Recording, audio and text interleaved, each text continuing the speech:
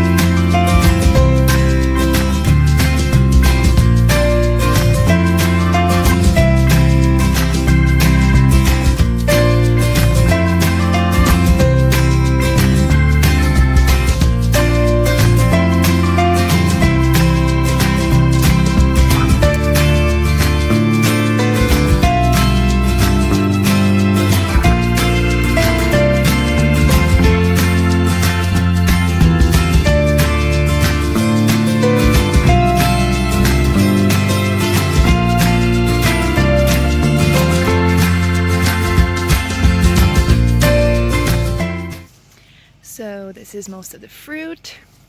As you guys can tell, I really like this basket and I use it for my harvests. Yeah. This was so much fun. So I harvested most of the apricots, but there are still some on there. Some of them aren't fully ripened yet, so I will leave those on. But there are some high ones up there that I will need to figure out a way to get to. So yeah. And that is it for today. I hope you guys enjoyed this video, and I will see y'all later.